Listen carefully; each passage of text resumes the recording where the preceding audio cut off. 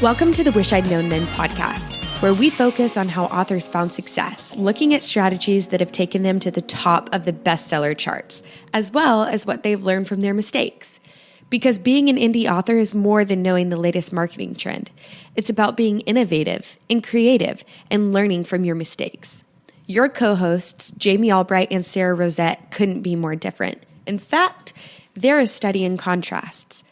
However, despite all of their differences, they agree that sharing what they wish they'd known, both the good and the bad, is the key to moving forward. Let's get to the show. Welcome to the Wish I'd Known Then podcast. I'm Sara Rosette. And I'm Jami Albright. And this week we have Craig Martelle on the podcast.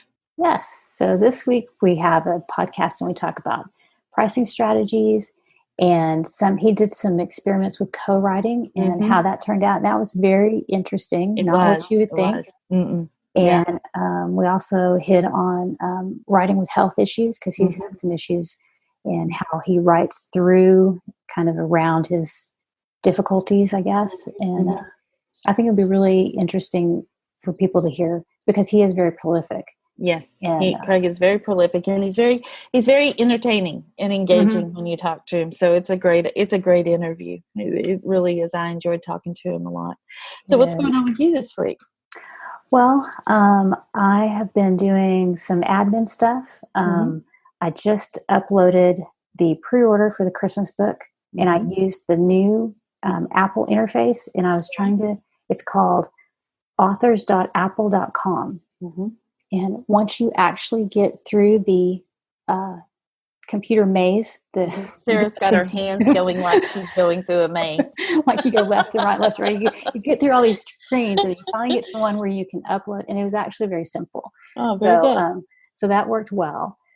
So if you're wide, you might try that out. You don't have to have, used to you had to have the Apple systems like a Mac or something to use to upload. So you don't have to have that anymore. So that's great. Yeah. So I did that. And also listened to a really cool podcast. It's an older one because I'm, not in my normal routine. I can't keep up with everything. But this one was with, it was the Creative Pen. She interviewed Natalie Sisson, I believe is how you say her name. And she was talking about writing for the long term and setting up a business that's sustainable. Right. And one of the things she talked about was, like finding the place that's the bottleneck in your systems and getting rid of it. And so for a lot of What if that's you? That is me. That was my problem. I'm the problem. I know. So, but she did talk about it in the podcast. And so one of the things that I was thinking, like for our podcast, like I do some of the stuff and upload it. And get it ready to go. And I was thinking if something happened, if I got sick, if I got stuck out of town, if my computer dies, the podcast wouldn't go out. And so, no, it wouldn't because I don't know what to do. So what I did was I was going to get Adriel to help me. She's my assistant, but I was like, it just kind of overwhelmed me to think of like all the, typing up a list of everything that needs to be done. So what I did was I used Zoom and I just recorded myself when I did everything. I went through all the steps and then I sent it to her and I said, can you make a workflow list of, tasks that need to be done? And then she's going to help me do it anyway. Yeah. So that Jami is not completely in the dark when. That's right. So we now have a record of how everything is supposed to flow. But I thought, for her to create that, it probably only took her like 5 minutes. And for me, it would be like, I would get lost down some rabbit hole working on something to create some special project or something. Right. So I actually outsourced the creating of the workflow, which I was That's great. Oh, yeah. So that worked well. So I'll link to the podcast because it was just interesting to think about, what can I offload and how do I get rid of it? Right. Right. Exactly. Yeah. So that was fun. So I feel much better that we've kind of sorted that out. Excellent. Yeah. Excellent. I feel better about it too, even though I didn't know it was happening. You're not getting sick and you're not leaving town. No, I'm not. Not in any plans that I have. But anyway, so we got backup now. So that's good. Yeah. So what are you doing?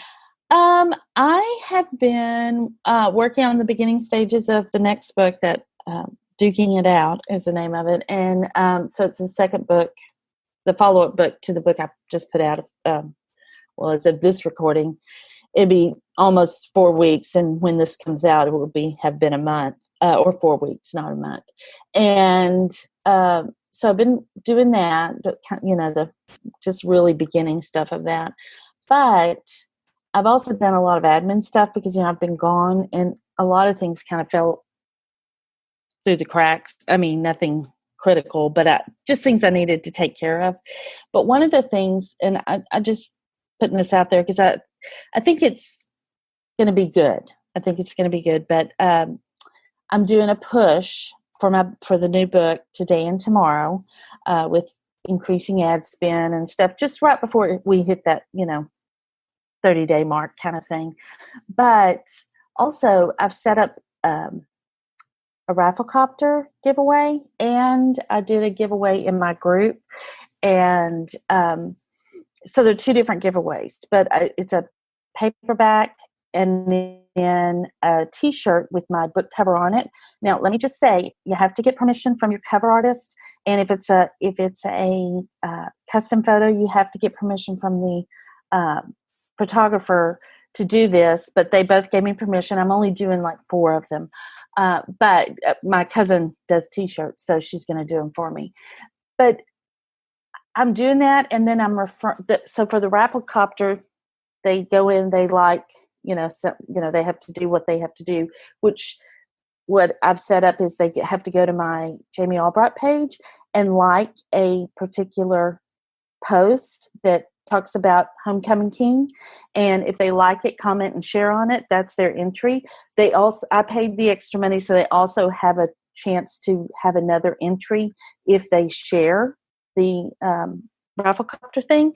And it's only been running today, but I've been really happy with it, and I think it's a good way to get get my book out there to people who wouldn't know it. Yes, I'm giving away a shirt and a book, but honestly, in the scheme of things, that's pretty small. That's a pretty small expense to get exposure. So that's just something to think about. I mean, I was talking to my friend Adriana Locke, and she sort of helped me think through, what to do for your warm readers and what to do for cold readers. Mm-hmm. So warm readers, the people in my group, they're doing something else. I mean, I'm not doing a Rafflecopter for them. So, but it's the same prize. It's just a different sort of thing. They're going to Goodreads and liking some reviews on Goodreads, because when people like your reviews on Goodreads, it puts your book in their feed, in their news feed, and so people see it. So it's more visibility. Yeah, more visibility. So those are just some things I'm thinking about. How to get visibility without spending a lot of money, and doing it, the right way. And so that's what I've been doing. Yeah, that's really smart to think, okay, so this is for new people, mm-hmm. and this is to for the people who already know me. Mm-hmm. And we're going to have on Zara Keen, and one of the things that she's been working on lately is, she called it nurturing her newsletter peeps. Mm-hmm. And I was like, that's so smart, because so often we get fixated on finding new people that we forget to be kind to people who already follow us and follow our books. And so I think that's really good to kind of split your thinking and say, how can I get new people? But then what can I do to the same, at the same time, to help people know that I appreciate them for reading my book. So in my group, in my Jami Albright Brighton's group, I'm giving away 2 books and 2 t-shirts. I mean, so I'm doing twice what I'm doing for the Rafflecopter, but I want to give them the chance. And it's worked really well. I've been really happy with it. And I mean, it's just another thing. It's just a way to think outside the box. But I think it made me, when I was talking to Adriana, it made me think, oh gosh, yes, I've got warm readers, and then I have readers who just sort of know me or don't know me at all. And those that you have to go at them, so to speak, in 2 different ways. So. Yeah, I think that's really smart. I have a release coming up in August, and so I was thinking of doing the same thing. I'm going to do like signed paperback giveaways for my readers who are already on my newsletter list. Mm-hmm. And then a couple of years ago, I was doing like the King Sumo giveaways where you can, and I was doing paperback books of my own, but I was also adding in like authors that wrote books similar to mine. So that when people would enter, they might not know me. And if it was just my book, they might not enter. But if there's like 3 other authors that they're like, oh, I love those books, then they might enter and it would help get the word out. So yeah, I'm going to do something similar. Yeah, just, but Rafflecopter is to me not very intuitive, and I have spatial issues.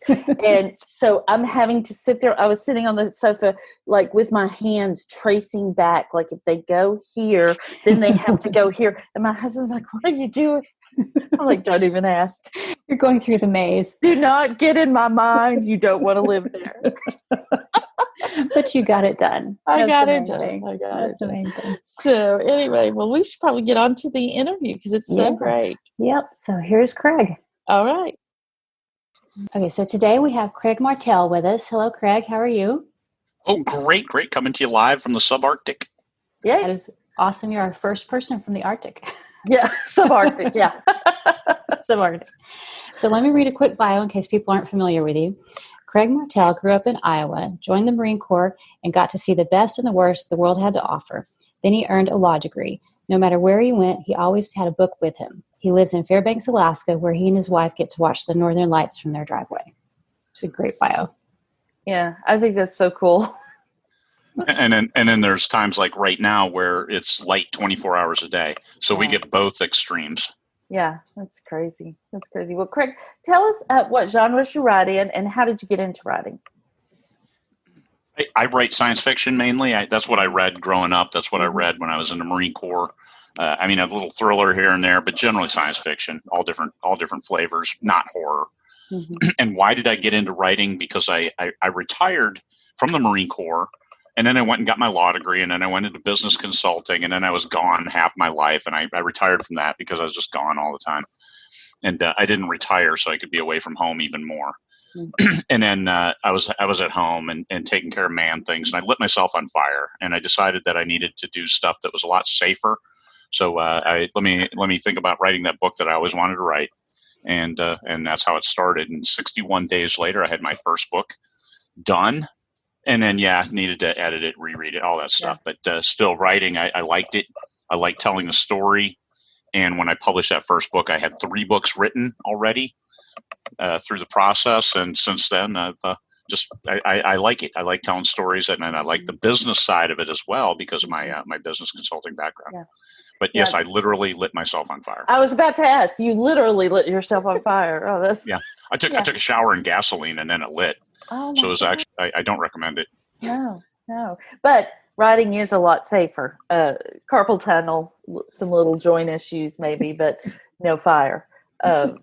Unless you're writing so fast, which you do, you're very prolific. And you just told us before we got on that you wrote 120,000 words in May? In May, that's right. Oh, that's amazing. That's just fantastic. That's fantastic. So what was your first big success? What was my first book? And it was actually the first book I ever wrote. Now, I couldn't sell it, but a traditional publisher, an imprint of Simon & Schuster, was into zombie post-apoc, and they wanted to expand their horizons, so they asked their editors, who I knew through a friend, if they knew anybody. So it was like unsolicited but solicited. She's like, hey, you've written post-apoc, do you want to submit it? So I did a quick submission. Pretty much I just sent her what I had. And she said, we'll take it. So I got a contract off that one book that then became a 4-book contract. So successful, yes, first book, fluke, just because it was the right genre at the right time and I knew the right people. But since then, almost every book, I've had some that haven't done as well as others. But generally, they're all well received if I can get people to read them, which is inevitably the challenge, isn't it? Sure. Yes, it is. Yeah. Well, so it sounds like you had a really strong just background knowledge in the genres you like to read, and that's what you write, it sounds like. So is there anything that you wish you had known about writing and craft when you got started, like you look back now and wish you had known? That is a great question, and that's one that I thought about when you guys sent me the questions. It's generally no. I think a lot of the lessons that one needs to learn are learned through reading and then also making mistakes. I think we remember more from our mistakes than we do from our successes. So for some reason, I had gone through all of background stuff and went and got an MFA and then went and tried to put a book together. It would not have been anywhere near the learning ability of just doing it, getting it out there and getting feedback. So, but there is one thing that I wish I would have been able to do earlier and done earlier was not my ego of, hey, I've read thousands of science fiction books, I can write a science fiction book. It's get John Truby's Anatomy of Story. And that is where you really take it apart and dissect a story, and then you recreate it with your tale that you tell. And that something as simple as that, even though it's a very complex book once you get into it, something like that would have given me more of a theoretical structure of books instead of I like this, I don't like this. I'm writing it this way and I don't like that, so let me take this and re-wicker it into what I like. So inevitably, 100 and some books later, I still write, geez, I like this, so I should keep writing it this way. But I just hired for I have like 140 publications, and 103 are novels, novels and novellas. And I just hired a developmental editor for my next book, which I'm jumping back into thrillers with a new title and a new series.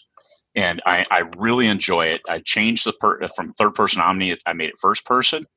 I did a lot of research, read the various top thriller books, what makes them different, and then hired a developmental editor first time ever to go through and just butcher it and challenge me.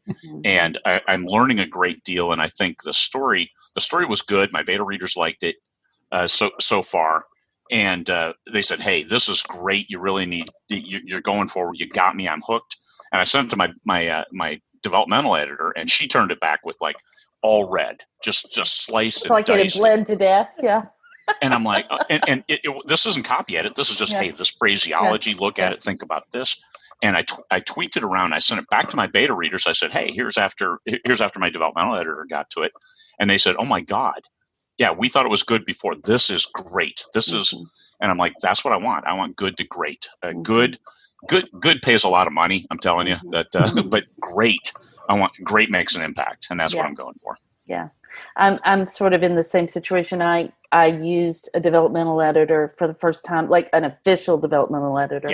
I've used heavy beta readers before, but this is it's the same sort of thing. I mean, she went through. She was like, "I love your heroine," which I thought was maybe she wasn't as strong, but she's like, "Your hero's a little petulant and he's kind of arrogant and not in a good way." And I was like, oh, really? I liked him. So, but yeah, I hadn't even thought about it. So same thing. Yeah. You just have to go back through and do the hard work, which stinks because. And challenge you and challenge your understanding of your own story and the presentation of it. Because my style is I jump around a little bit with random thoughts to keep the reader guessing and actually make them read it a second time to then follow it. But she's like, here, tweak this chronologically, change this. It wasn't rewriting a lot of sentences, but it was really moving the flow around. Yeah, that's awesome. Well, I was going to say, because this is a theme that we've heard on our podcast a lot, is that people who've done really well have generally written in the genres they love to read in. And I think that that's just so important. And while you mostly read science fiction, you did still read thrillers. And I know some of your science fiction still has some thriller, aspects to them. So, or some of your books do. But yeah, so I think that's just so important. If you're listening, you got to read the genre you write in. Yeah. And I think as we read, we internalize, like maybe we can't figure it out. Like you were saying, once you read the Truby book, it kind of helped you deconstruct it and figure it out. But like, I feel like instinctively, I won't know what's wrong with a scene, but I'll just know it's not right. And so it's like, it helps to have that other person help you figure out how to tweak it, Yeah, that's great. It gives you a common language with people who are helping you shape your book for a reading public. Right. And, so, and that's what I appreciated from that. Yeah. And also, I had on the CNM show, we had Elena Johnson, and to prepare herself for writing Western romance, she said her statement, I'm still, amazed by this. She said, I read every Western romance book. Yep. She's like, every single one I could find. I bought them all. At the time, there was 55 or something. I read them all. And I took notes. Here's this trope. Here's this. I'm like, holy cow. And needless to say, she is absolutely killing it in Western romance. She is. She was one of our guests as well. And yep, I remember her saying that. Yeah. That's commitment right there. Yeah. So, Craig, tell us what you wish you'd known about marketing when you got started. On social media, the important thing is know your target audience. And now I do a lot with authors. So just don't market to other authors. That's not your target. Look for how you can address readership. And Michelle Spiva, if you've talked with her, she will talk about how do you develop your audience. You want people who want to be entertained, go find them and entertain them. And it seems like a simple concept, but entertainment doesn't necessarily mean book readers of science fiction. It could be hey, James S.A. Corey, if you like The Expanse, this could be a series that you can really sink your teeth into. And that kind of thing, find those readers. And that's a big thing is don't look to your fellow authors for guidance in helping you find the readers, but don't look to your fellow authors as if they were a target all in and of themselves. Right. Yeah. I think a lot of authors, like when you get those requests to like someone's page or join their group or, and you're like, I'm not your audience. Like you need to go find your readers, not other authors. Yeah. I think that's really, really smart. Yeah, it's not going to be helpful. So what assumptions did you make at the beginning of your writing career? Did they turn out to be right or wrong? I think this is the same assumption everybody makes, is I will write it and they will love me for it. First, nobody loves you. Your mom may not even, but you can shape that a lot better than you can shape readers' love. So it's a process of finding them, putting the product, not your baby. You're selling your baby, but you need to take that hat off and put on the now I'm the marketing officer, and go put it out there to potential readers, the right potential readers. And it's easier when you have more than one book, because then you can discount and run promotions. You run it on for me, Science Fiction Book Barbarian. There's ones, I Love Vampires, that one, the ILVF, and you have the Red Feather Romance. You can put them out there, and they can help you find readers for your books. If you have one book and you make it free, you're going to have challenges because nobody will remember you. You have to have something else that then can monetize. And good business consultant words, you have to monetize your product. You can't just unless you're just looking for love, and then you can go to Royal Road, do whatever you need to do to get it into many hands as possible and feel the love or the hate, because you're going to get trolls no matter what. You're going to get people who don't like your book. So if you are hard over, if you get one bad review out of 50, this may not be the right business for you, because everybody gets bad reviews. Unless you narrow your marketing so much that you risk losing any kind of sales, because I'm just going to sell to these 100 people who love me. Difference, if that's your expectation, then shape that appropriately. Don't expect to, hey, I'd like to retire from my day job. Well, then that takes a business mindset and not I want people to love me. The two don't really work hand in hand. You can have the majority of people love your stuff. Great, then you're doing marketing right. But if you want all of the people, you're not going to get that. But even if you go look at incredibly popular, well-respected books like Jane Austen or the greats, they have bad reviews on their books. So it's unrealistic, but we all have that. We hope that everyone will love it. So it's hard to get over that. And anytime I expand my marketing to a new audience or or I use a different platform or something like that, I always gird my loins because I know that I'm probably going to get reviews that, I could get some reviews that don't reflect the other reviews I have from my hardcore readers, because I'm spreading out, I'm throwing the net out wider. And so some of those will be hit or miss. So you just know that. But that's right. And that's when you know to dial back your marketing. Mm-hmm. If you start getting a flood of bad reviews on a good book, and you know this because strangers have read it and they like it, and they read your genre, and you see the reviews they leave on other books, it's like, okay, they compared it with these other books which I market and target. Mm-hmm. And then you start getting these odd reviews, and it's like, okay, whatever marketing campaign, now you got to walk back and take a look, and hopefully it's clear. Don't do this. Don't market to this. Mm-hmm. And as I learned that on my second and third books, which were a new series. Mm-hmm. And that one, I started getting reviews. Oh, this reads like YA. Mm-hmm. I'm like, well, it is, but it's stuff I read when I was 12, 13. And I wrote it that way. No sex, no swearing, some action scenes and stuff like that. And I ran it that way for like 9 months. I was marketing it, and it was doing okay, not bad at all. Mm-hmm. But then I'm like, okay, the reviews, like a third of the reviews are saying, this reads like YA. You know what? It's the same readers. All you got to do is tell them, hey, this is young adult. It's clean. But you're going to like it. Mm-hmm. And no kidding. I changed all that marketing. I ran a whole new series of promotions, put book 1 for free, and the other books I discounted, like book 2, 99 cents, and 3 through 6 were full price.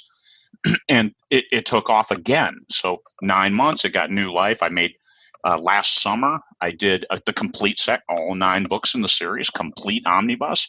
That has been my leading money gainer for the last 12 months. That one that's amazing. Omni volume of books I wrote 4 years ago.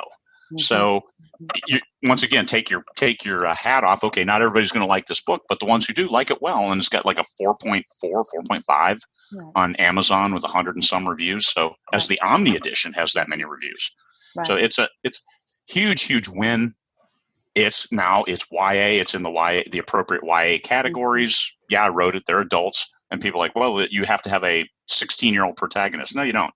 Mm-mm. My protags are, he's 20, she's 18. Mm-hmm. And they go through the series. They have kids. And by the end of the series, he's 27, 29, and she's 25, 27. Mm-hmm. And it perfectly fine. No, ever since I rebranded it as YA, I don't get any reviews that say, oh, this is YA. No, that's great. And I think that's important. Again, if you're listening, this is important.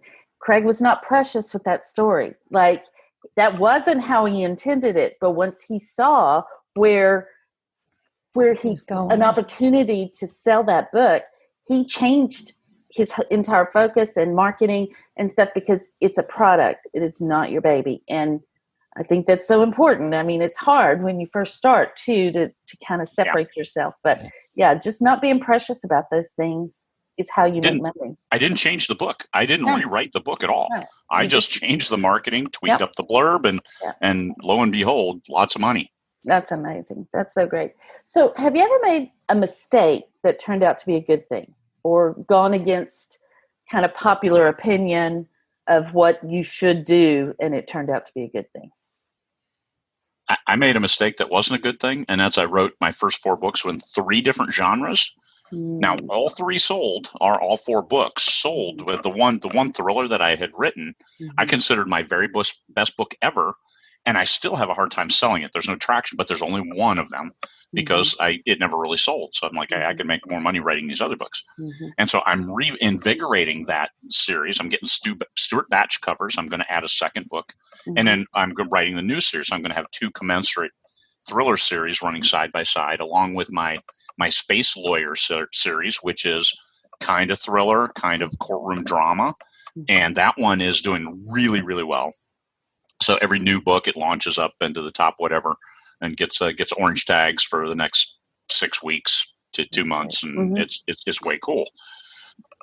But thriller. So I think there's a good crossover in that audience, and I'll be going that way. So stay in one genre until you can develop your readership and understand how to read your readers, because that's your market now. And how do you approach them with a new book? And if I just, and once again, this was the big mistake, was I write it and they'll love me. No, they won't. So know what you're trying to accomplish to get some traction and learn how to write. It's not just, hey, I can jam the words and tell a story, but learn how to write. And that's the John Truby book. Years later, shed a lot of light on that, as well as in my position with 20 books, I do meet an awful lot of very high-powered authors, and in our conversations, it's that quality of prose. Once you get to a certain revenue point, nobody ever talks about quality of prose anymore because it's assumed because people are buying your books and then they're buying your next book, which is that is your greatest indicator that you've written a good book. Is if you sell book 1 and 90% of the people read book 2, you have written a good book 1. And so I've used that in my gauge. I have good read through, good buy through, but I felt like I'd hit a plateau. Hired a developmental editor, and look at the new Craig go. So that's something that maybe consider that earlier in the process. Right. That's really great. So you've had a lot of books for writers as well, and so have you? Tell us a little bit about that. Have you taken some of these things you learned and put them into the books for the writers? I put an awful lot of that in. I just published the second edition of Become a Successful Indie Author 2 days ago. Updated it this morning with some extra feedback that I had received. And I put those lessons in there. I tell everybody the quality, it's really the readers determine the quality of the story, but it doesn't hurt if you get a developmental editor and said, this is what I'm going for, then you hedge your bet. You make it more likely that the book is going to appeal to the right readership if that's indeed who you're targeting. So, and target in a good way. It's not a creepy stalker way. So but knowing what you want, the product you want to deliver is important. And that you're writing a book, it's still a product. You can tell a great story, you can have fun, you can disappear into that world, but still you can do it in a way that the readership expects and embraces. Yeah, that's great. And so tell us, what are the names of your books for writers? The first one is Become a Successful Indie Author, and the series is Successful Indie Author. So you look up Successful Indie Author Martelle, and it'll come up with this series. The first book is a mishmash of everything. It gets you off the ground. It fills in some holes if you've been publishing and you weren't sure exactly, is this right, is this not right? It tells the ins and outs, mainly of Amazon. And then going to the second book is release strategies in order to timeline and get you ready and get you in the right business mindset to release your books in a way that maximizes your profitability. So that's the second book. The third book is collaborations, which I've done a lot of collaborations with other authors. I did some sample contracts in the back, which I think that's a big thing that's missing when two people say, hey, let's write a book together. And then they do it, and then they have a falling out, and what the hell happens then? So collaborations, to talk about the various collaborations, to include like submitting a short story for anthology and what the benefits, the pros and cons of that are. My fourth book was Write Compelling Fiction, that Larry Martin, a long-term successful Western author, Western and thrillers. His wife, Kat Martin, is a very, very successful New York Times bestselling romance author. And he wrote a book on write compelling fiction and sell it. He wrote it initially for an audience that was traditional published based, an audience of authors. And that was like 10 years ago. So I tweaked it up. I added my part for the modern day. We made it indie-centric and then republished it under Write Compelling Fiction, just the highlights and what he learned as a Western author and what I learned as a science fiction author. So we had a lot of samples and stuff. And I know this is audio only, so all my hand gestures are completely wasted. But we're enjoying them, though. They're great, though. So Write Compelling Fiction, this is Larry Martin, so it's Craig Martelle and L.J. Martin, but Larry wrote the backbone of this book, and I added stuff in and tweaked it and aligned it for an indie audience, which was our target with those. And actually, I just gave away like 30 audio codes this morning for Write Compelling Fiction because we had that turned into an audiobook as well. And then the fifth book is Pricing Strategies for 2020. I wrote that book just because there were so many questions on how do I price my book? Right. And pretty much I tell people, research your genre, but here's some other things. Here's some pricing models. Here's some sales strategies. Here's some ad strategies, some promotional strategies for the overall marketing of a series or a standalone. And I address those. Geez, that book is like 35,000 words just on Wow. pricing strategies. That's and amazing. It's all the stuff I've learned over the last 4.5 years, 5 years in this business. And understand, once I started full time. I lit myself on fire, so I couldn't be trusted outside. I had already retired from 2 different jobs. So when I started writing, I wrote full time from the outset. So when I say I've been in this business 5 years, I've been writing, 7 days a week, 365 days a year, anywhere from 8 to 12 hours a day for that much time, for 5 years. So I've learned an awful lot. I have well over my 10,000 hours in this trade in order to become a certain level of expert in the stuff, and not expert at all, but I've seen a lot of stuff, and I've talked to an awful lot of people. I think that pricing is interesting because I know in romance, for a long time, it was launch at 99 cents. So you could get really low in the ranks, and then you can move your price up and stuff. But even then, the pricing was not very aggressive. I don't think. And then, but it's moved more towards that. And then not 20 books, 50K conference. That's your conference. At the Romance Author Mastermind conference in November, Laura Lynn Page talked about finding new readers at different price points. Because you will. I mean, there are just some readers that won't buy a book below a certain price because of perceived value. And then there's some people that won't buy a book over a certain price. And but I put my books to $5.99, which is pretty pricey for a romance book. I mean, they're all 90,000 words. But and I left them there until just this week. And I looked back at my stats from last year to this year, and my sales were down. Just enough that I felt like lowering it back down to $4.99 would be a good move for me. But there's a lot more to it than just going, I'm going to price my book at this price. You have to kind of look around and then see what sells and what doesn't sell. So I think that's, if anybody's looking for something like that, that's a great resource because there's a lot to it. I mean, there's just a lot to think about in it. Yeah, I mean, if you're Nora Roberts, you can demand $14.99, or your publisher can say $14.99 for the ebook, but please buy the hardback for $7.99. Right. I mean, this is their business model. So, and if you only want to read it in the ebook, hey, you pay $14.99 because I love Nora Roberts. I mean, that is once you establish yourself to a certain point, you command what price you want to pay. And also keep in mind that the publishers at $14.99, it's not like, okay, hey, you're only getting 35% on your revenue by 70% if you stick within. Amazon did the research and said $2.99 to $9.99 is the sweet spot for selling ebooks. And so that's why they reward it with 70% in that area.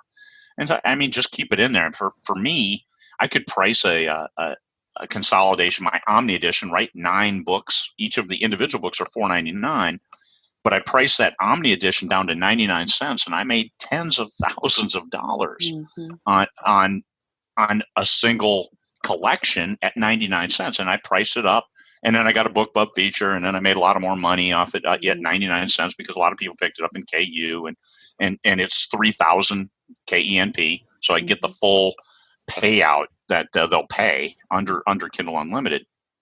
So but everybody's experience is different, and you have to look at what the market will bear. In science fiction, those collections, 99 cents is the competitive price point. I tried $2.99. I marketed. I spent a lot of money on advertising, and I got some traction, but I didn't get anything like when I dropped it to 99 cents. Because then it was all KU page reads. I mean, getting 30, 40,000 page reads a day for months and months. Decent money. That's decent money when it all comes through in the end. Right. So you have to research, what does the market bear? Right now, I have all my Omni editions priced back up in order to establish a point from which I can then discount for later. Yeah, it's important when you're doing pricing, your research, to look at what type of book you're comparing to, because if it is a traditionally published book, they publish their print, they make more money off print. So they overprice the ebook to encourage people to buy the print.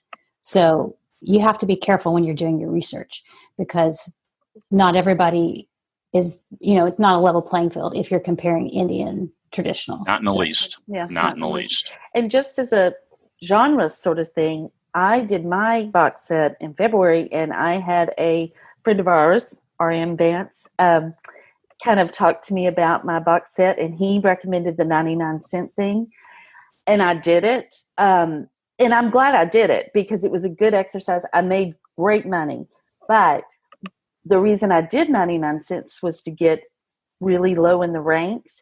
And I did, but then I kind of leveled out within a week and a half or 2 weeks, right at about 1,500. And I think I'm almost 100% sure that at $2.99, I could have still been at around 1,500 in romance. And so I would have made more money selling the book, but I don't know, I did get just a ton of page reads. And I mean, still to this day, I'm still getting about 15,000 to 20,000 page reads a day on that box set. And that was in February. So so it just depends on the genre. Yeah. Like you're saying at $2.99, that really wouldn't fly as well as 99 cents in science fiction. But in romance, I think you can price a little higher and still do well. So, and in advertising, if you advertise on Facebook and Amazon, that a higher price point then can drive to KU, because on Amazon you cannot say, hey, pick this up in KU, because that's taboo language. So you just put it at a price point, you target the KU readers, and it's a price point where I'm not getting enough of a bargain on this.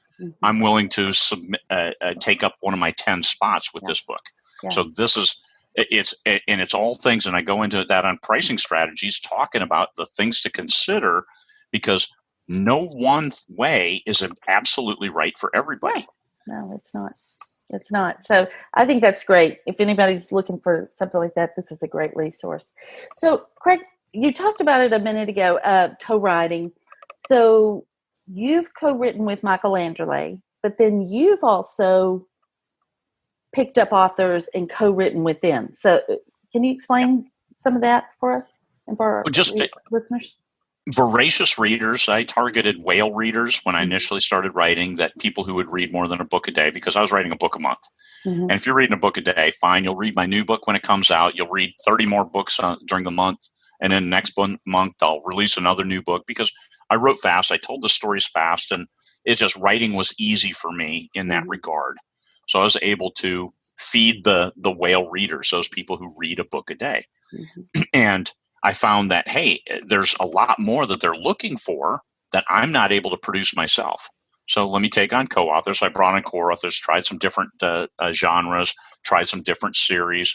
And after a year of that, and almost killing, I released a book a week, for 30 weeks straight.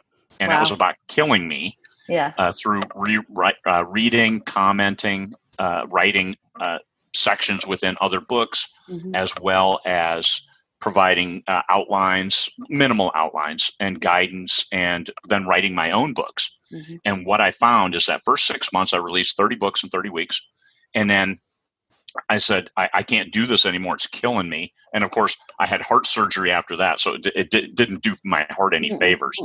And the second half of the year, I made more money publishing 4 books than I did in the first half of the year publishing 30. Wow. First, I had some work for hire where I paid them by the word to write the book, even though their name is on the cover. It's not a ghostwriter. I don't have any ghostwriters writing my words for me. And the second half, because my costs were way down, and my fans who said, I'm not sure, I'm not a big fan of your co-authored work because it's not really you, a little bit different. And you accept that when you collaborate. It's like, okay, it's different. I'd like to think that it's better in some ways. And it didn't resonate. So the second half of the year, 4 books, I made as much as with 30 books. Now those 30 books, I'll provide backlists that I can make money on now. And I've got a promotion running right now that is doing well. Hey, and it's backlist books. So learn, improve, understand, fill the gap for some readers, but then really know your baseline readership. And I'd had enough books that my baseline readership wanted books that I personally wrote. And they were willing to all come back on board and buy a Craig Martelle solo title. So that's what I've been doing this year. I've got over 6 books published. I've got a few collaboration titles. Julia Hooney, who pulled me out of the fire with a work for hire project last year.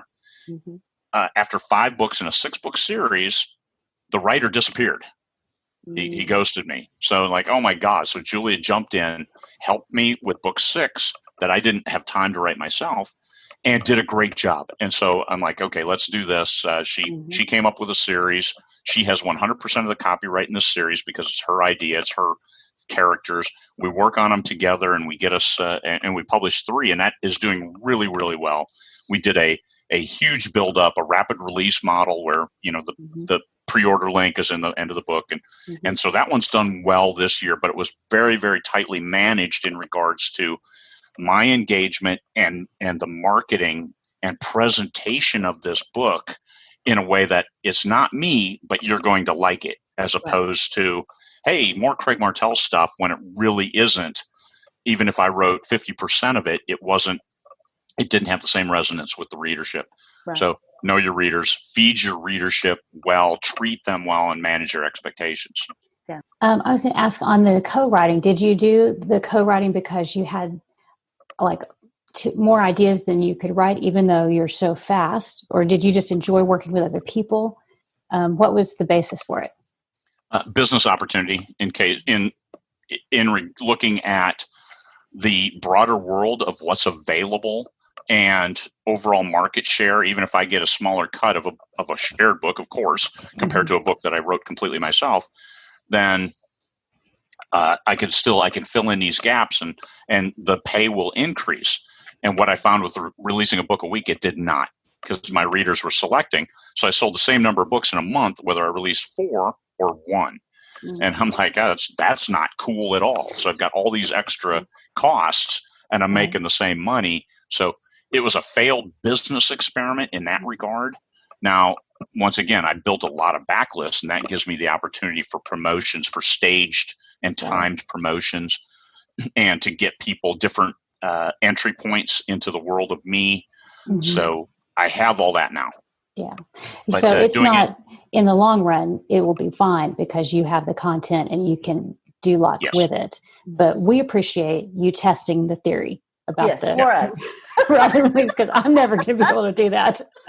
Oh yeah, it'll explode your heart and give you gray hairs in a hurry. Well, speaking of your heart, you've had for about a year some heart electric issues in your heart, correct? Yeah, that's right. Yeah. That's right. Yeah, that crap started summer of 2018. Wow. Just a one-off, an odd one here or there, but then the publishing 30 books in 30 weeks, that did not help it at all. And 4 conferences that year as well. Because we had Bali, then we had Edinburgh, then we had Vegas, and then we ended up in Australia at the end. So 4 conferences in 2019 about did me in, and my heart was self-destructing as I went on. I almost passed out on stage in Australia.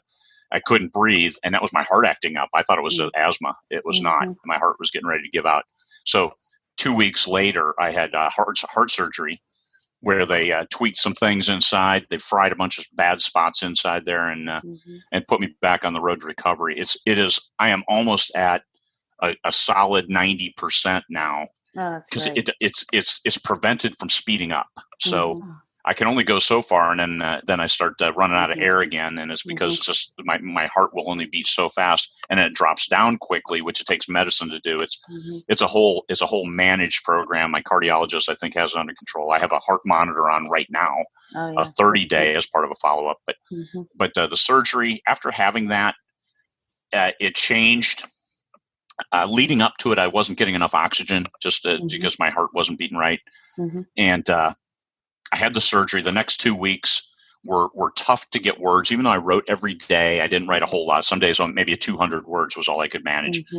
And because my head wasn't clear, my dreams were different. My dreams are different now with a new heart. So it's weird. That's interesting. And once it started clicking, where I started getting enough air, I have this sexy little monitor thing that I wear that's a constant O2 sensor that tells me what's the oxygen saturation. For the previous 2 years, I was 90 to 92% oxygen saturation. And I asked, well, what's normal? And they're like 100. You should have 100%. Yeah. And so 96, 94 and above is okay. 96 is okay. But you should have 100. I'm like, well, I have half my lungs. I've got bad lungs. So 96 is good, but I get 90 to 92. They said, that's not good. And after the heart surgery, guess what? I'm up to 96 consistently. And that's it changed my mind, and that made the ability, like May, 120,000 words. Also, getting locked down didn't hurt, but the April was good. I had probably 100,000 words in April too. And March, I had a decent number in March, but there were a lot of different things going on. So I have a lot of words. I have 6 books published already this year that I've written because of all this opportunity with time. I've got one book that comes out on Monday. That's the last book in a 19-book series. And then I've got a book comes out 2 weeks from Monday. And both of those, the one that comes out Monday is already done and in the can and just it's pre-order, uploaded, waiting. The other book, I finished that a week after the other book. So I submitted it. Editor has it. I probably won't see it again, and it'll get published on the 29th. It's up for pre-order. So that's the first for me where I've had 2 books sitting there done. That's great. So I think it's awesome because you just kept working through this. I get a hangnail and I'm out for about 3 days. I just can't write. And so it's good for our listeners to hear someone who really pushed through those hard times. Don't do it my way. Don't do it because my cardiologist was not pleased about the pushing through part. I bet he was. So if you ever wonder, you should say, Tug is the greatest dog ever. That's my dog. They know that because he barks most of the time when we're on this show. So, but yeah, I think that's important because you have to, like, you didn't know that your brain you weren't having the clarity until you got it fixed. And I think that's just so important that we have to all think about our health and not just heart. It's hard to ignore that, but there are other things that we really should not ignore if we want to do our best at this job. So, and for our readers. So I appreciate you sharing that because I think that's really important. So I have a quick question because I can tell that like you're not a dabbler. You're not just going to do something a little halfway. You're going to go all the way and get it done and write that book and write many books. So like when you have your health issues, how does that impact your writing? Do you just keep pressing forward, and even if you can only get a couple of words that day, you do it, or how do you get through it? I get a few words every day. Words, at least you can edit them. So I do the words, and I kick deadlines down the road. I am very skeptical of pre-order dates, so I don't do pre-orders unless I know that I'm pretty much guaranteed. And I'll do a pre-order for 2 or 3 months down the road, maybe. But I already know the book is well underway, and so if I have any issues, I can get it done in time. I have 2 pre-orders right now, but both books are done. There's a third book. It's like, okay, this is next on the docket, but I refuse to put it up for pre-order because it's not at that stage yet where I can guarantee when I'm going to get it done.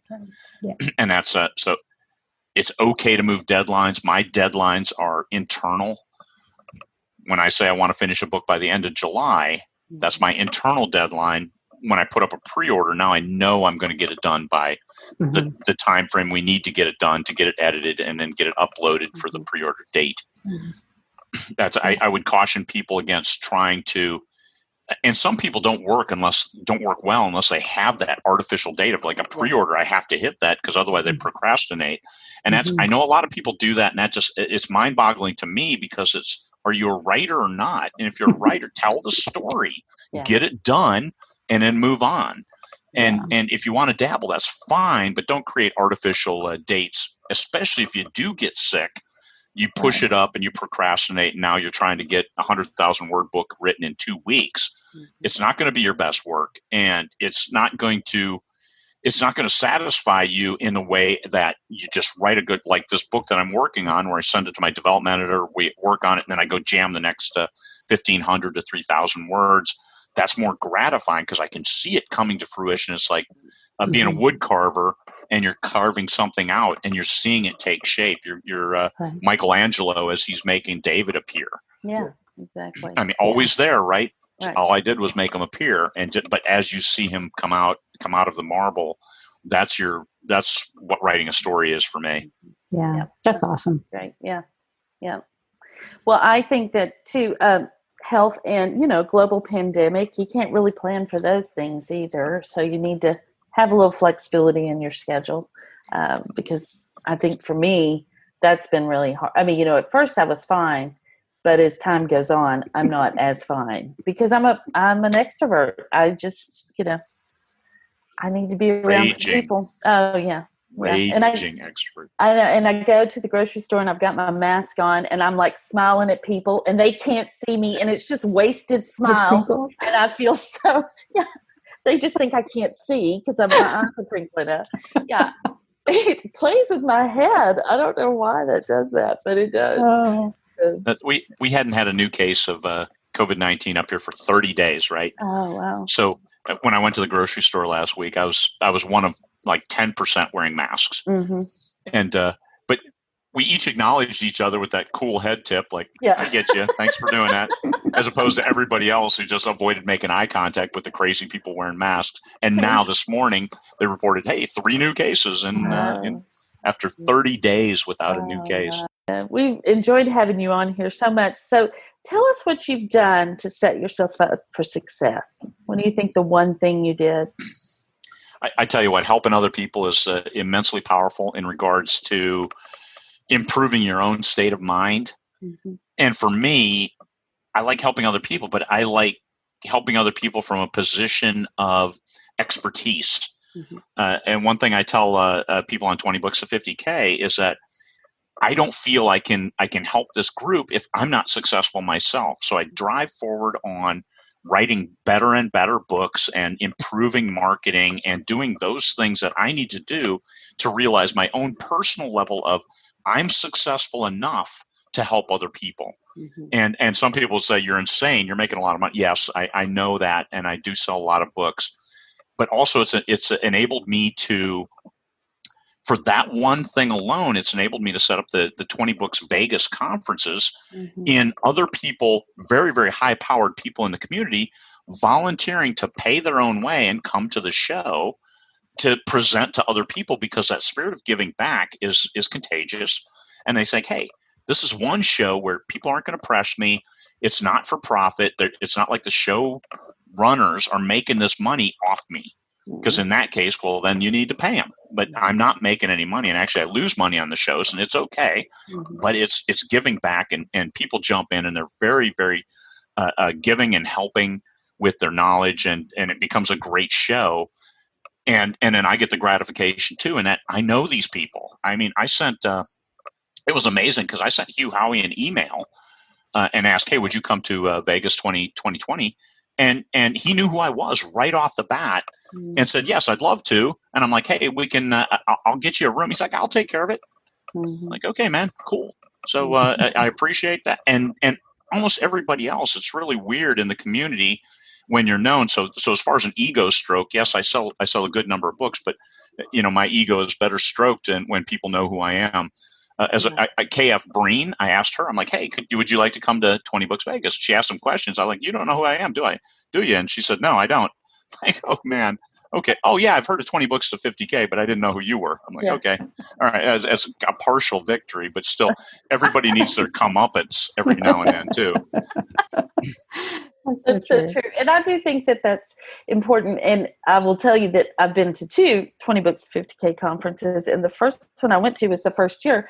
And I was blown away when you got up on stage and said, everybody's getting this much refunded to them because we have more money than we need. And I think that says a lot because a lot of people that go to conferences are people who are struggling. I mean, they're struggling and it's hard. And that year I was struggling, and last year I wasn't. So that was kind of cool to get that little refund back. So I think that's so neat, and I think it's great that you give back to the community the way you do. So that's awesome. Yes, 20 Books is certainly well known, and it's helping a lot of writers get going and motivate them. So we have some great success stories of people who were able to ditch the day job and go full time. And that was their goal. If it's not your goal to be a full time, that's fine. Yeah. How do you make money with one book a year? We trot Jamie out all the time saying, hey, how does give you the main stage so we get a great recording at 20 Books Vegas in order to talk about that. And hey, you're nothing compared to, you're prolific compared to Jenna Marecki, who is making full-time money. She did 2 books in 5 years. Wow. And is making full-time money as an author. It just shows that there's so many different ways to be successful, and you can fit it into whatever lifestyle you have, or you can make it whatever you want, which is very cool. That is the great thing about this business. Yeah. That's right. And that's, all it is. I tell people that we're setting the buffet and you pick and choose what you want that's going to work for you. And by being able to bring people like Jamie and Jenna on the show, and as well as present, here's how they're doing it. And this is one thing that we hold is, hey, just tell people what you're doing and not how to change their business. Because all you can be an expert on is your own stuff. Absolutely. Hey, I did this and it works for me. Take what you want from that. And that has worked so well for the group because nobody's telling anybody else, you need to use the Oxford comma, you slimy worm. and it no name calling. No, there's no need for any of that. Here's what I did. So if I didn't think that was good, then I'll call myself a name and I'll change it and do better next time. Yeah, that's wonderful. Well, this has been great, and you've given us a lot of good information. We appreciate it. So tell everybody where they can find out more about you and your books. People can find me on a brand new website. We just updated, and tweaked everything. CraigMartelle.com. That's CraigMartelle.com. That'll take you there, give you an opportunity to join the newsletter, get a whole book just for joining my newsletter. And then you go into my cool email welcome onboarding sequence where I give you 5 extra short stories, all free with each email, and introduce you to the world of me. And anytime you can unsubscribe. So I think that new onboarding sequence, and Tammy Lebrecht, she comes to the shows, has done a great job presenting and building how you can make an email work for you. Mark Dawson has done great with emails. David Gogren has done great with emails, and they get it. It's owning your audience as opposed to counting on Facebook, which Facebook owns your audience, and now you're subcontracting and you're better off. You own your own audience, and you can do that through newsletters. So all of that stuff, find us on CraigMartelle.com and enjoy. Oh, that's great. Thank you so much. Thanks for coming on. It was great to talk to you. Thanks, you guys. Hand wave. All righty. And you can find all the show notes, and we'll put the links into Craig's books and his website, and there will be at wishidknownforwriters.com. Bye, everybody. Bye. Bye. Thanks for coming. Thanks for listening to the Wish I'd Known Then podcast. We hope this episode inspired you, empowered you, and made you laugh a little bit too. If you loved it, tell your friends about it. And if you feel so inclined, leave us a review. We look forward to being with you again next week.